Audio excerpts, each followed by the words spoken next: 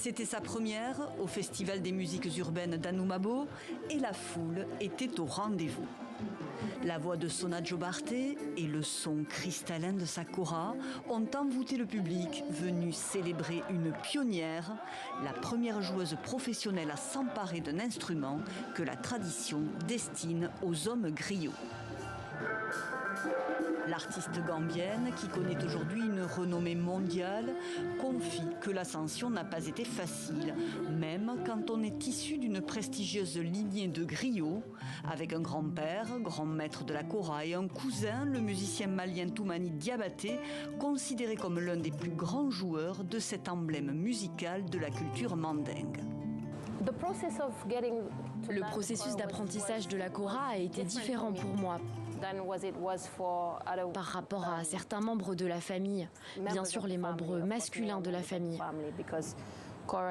parce que la kora est un instrument très social.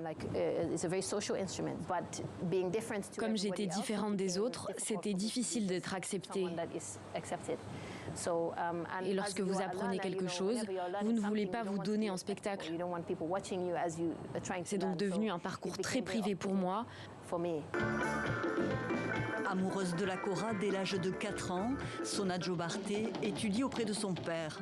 À 17 ans, elle décide de défier la tradition et d'en faire sa profession. Une artiste tenace qui voit son rêve se réaliser.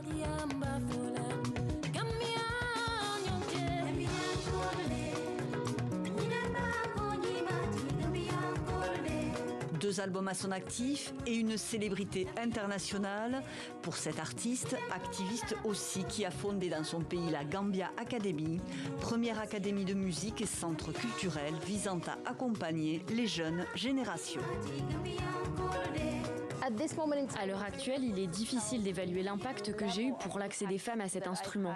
Tout ce que je peux constater, c'est que les femmes avec lesquelles j'ai un contact direct, de nombreuses jeunes filles qui étudient actuellement à l'académie, ont aujourd'hui la possibilité d'apprendre l'instrument.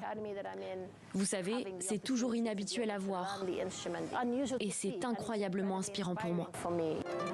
Une artiste qui inspire aussi des jeunes femmes au-delà des frontières. Elle m'inspire par le fait qu'elle chante en même temps elle joue.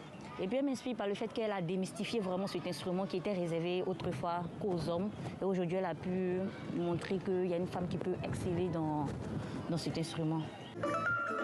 La musicienne virtuose a ouvert la voie, mais Sona Jobarteh reconnaît que d'autres défis demeurent pour ces jeunes générations, celui notamment d'être reconnue et acceptée sans forcément être née dans une famille de griots.